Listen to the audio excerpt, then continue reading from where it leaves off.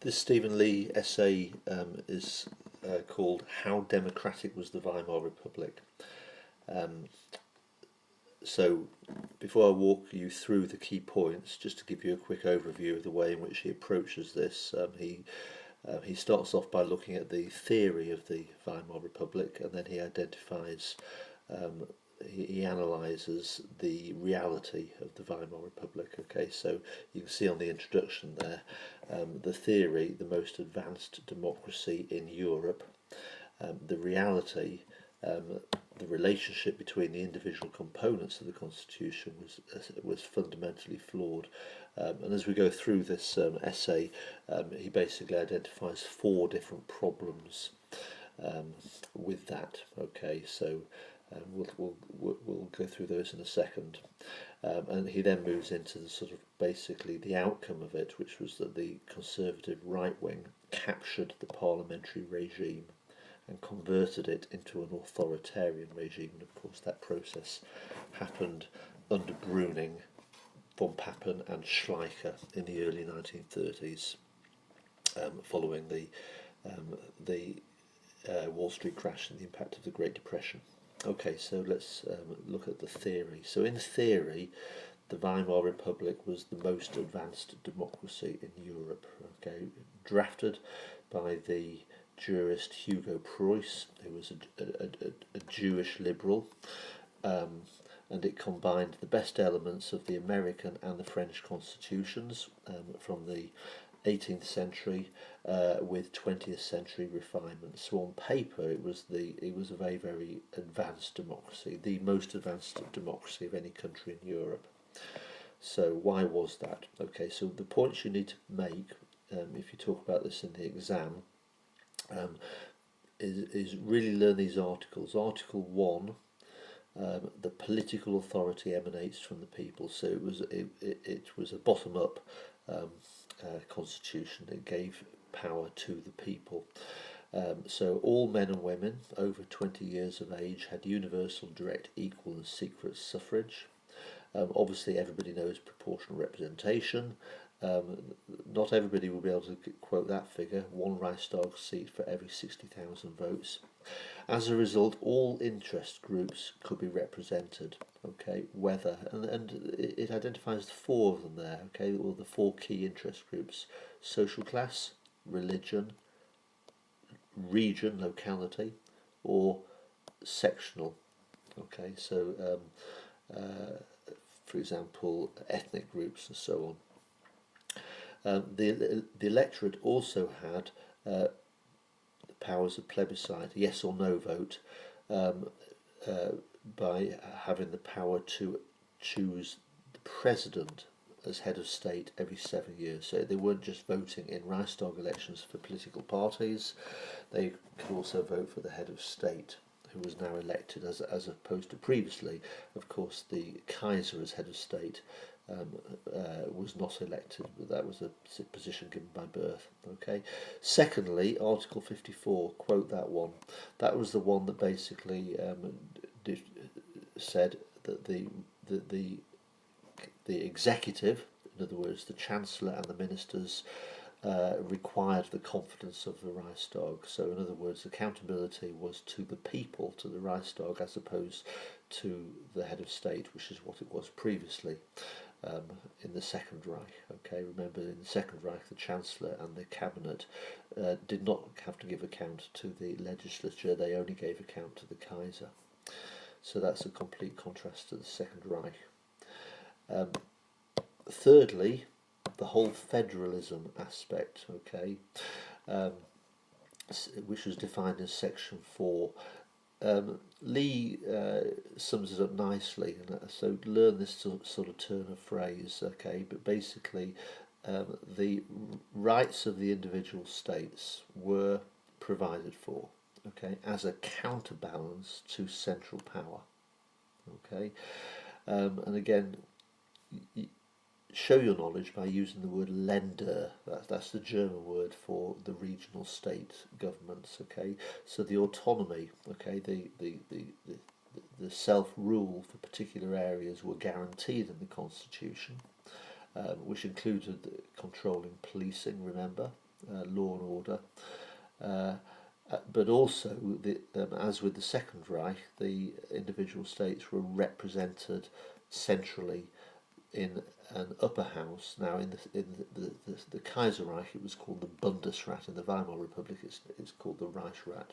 Okay, and provision was also made to reduce the traditional power of Prussia. Remember, in the old Bundesrat, they had 17 seats, which gave them a control over that house, but they lost that right in the Second Reich. The population as a whole was guaranteed certain basic rights, civil liberties, etc. So make sure you learn those. Again, it just shows that precision of knowledge. Everybody will mention Article 48. You obviously need to do that as well, but those other articles show that you've got rounded knowledge. Okay, so Article 48 obviously safeguards a democracy by giving the President emergency powers. That final point is an important one. The Reichstag had the power to withdraw the emergency powers, to overrule the use of by the President of Article 48 if they felt that the President was using it arbitrarily. So that safeguard was built in. Now, let's move on to the 4 problems. Okay, so the first problem, creating a stable government. Okay, now we all know this from GCSE. It's about coalition governments, okay, which arose from proportional representation. So I won't go into all of those sort of GCSE details. Let's just pick out the sort of A-level specifics. 30 or more parties contested each election. There was no national threshold to eliminate the smallest party. So every party, no matter how small their vote, would get that proportion of votes in the Reichstag. So as a result, coalition governments became a fact of life. Nice quote by the historian Bookbinder there, okay, which is worth learning. Initially, in January 1919, okay, the coalitions did work. The 3 political parties that supported the Republic, the SPD, the German People's Party, the DDP and the Centre Party, at the beginning of the Republic, when the National Assembly was elected, did secure 76% of the vote. But after the Treaty of Versailles of June 1919, in 1920, the Reichstag elections, those same 3 parties dropped to 48%. In other words, they did not secure the majority, so they had to bring in other political parties as coalition members, which broadened the base of government, which made it difficult to make decisions. So, just move to the top of the next page. Okay, so there's the point I just made. As a result, other parties needed to be brought into the coalition, which made decision making more difficult. Okay, now effectively what that meant is, in the early period, 1923 to 28, the SPD did not take part. It withdrew. It basically withdrew from coalitions from 1920 onwards, which meant therefore that the DVP, which was more on the right wing, had to be brought in, which made it difficult to reach agreement. Then, of course, in 1929, the SPD completely withdrew in protest against the proposals to cut the unemployment benefit as a result of the Great Depression. So those are the key points there. Now, moving into the second problem, okay, and this is the most serious issue, okay, was the use of Article 48. Now, of course, Article 48 was intended to safeguard democracy, okay. It gave the president the power, obviously, to pass laws by decree in an emergency situation. Okay, so it allowed the president to suspend constitutional process and govern by decree. First point, the problems that chancellors had of getting the support of the Reichstag to pass normal laws meant that presidential power was given enhanced significance. Okay, so problem 1, which we just said about stable government, if that problem didn't exist, then there would have been no need to use Article 48. But because it was so difficult to create coalition governments, they needed to basically make use of Article 48. Now, key point, President Hebert, 1919 to 25, used the power of Article 48 as according to the spirit when it was written, the Constitution was written. So he used it occasionally, and he used it to safeguard the Republic. Okay, and the best example of that is the Cat Putsch. Okay, which Hebei used the powers given to him by Article 48 to put down the Cat Putsch. Okay. I won't go into the sort of additional details because that's obviously a little bit simplistic at that point. There were other reasons why the Cat Putsch collapsed. It wasn't just about Article 48. But the key point then is from 1925 to 32, a new president, Hindenburg, and he did not use Article 48 according to the spirit of the Constitution. Why? Because he used it regularly, not occasionally, and he used it in a way that was unsympathetic to democratic process. Now, what do we mean by unsympathetic? Well, in the early 1930s, he too easily and regularly supported Brüning in passing laws without the Reichstag. So it was too easy for him, for Hindenburg to just use it. Okay, he didn't try to get to support Brüning. He didn't try to encourage Brüning to pass laws through the Reichstag. It was an easy resort to sign off the decrees for Brüning, and then of course he used Article 48 to replace Brüning with Papen, who did not have any support in the Reichstag, and likewise, in the end of 1932, he used Article 48 to replace Papen with Schleicher, and Schleicher likewise did not have any support in the Reichstag. So by 1932, Article 48 was basically being used routinely without any attempt to make use of the Reichstag, which was completely contrary to the spirit. Okay, so again, there's a nice little quote that by Lee there. Article 48 of the Constitution had swelled in importance while Article 54 had diminished. Okay, now there's some good statistics there about the number of decrees, the Article 48, how they'd increased, so learn those, and likewise use of the Reichstag declined, so learn those. And here we've got how far was Hindenburg responsible.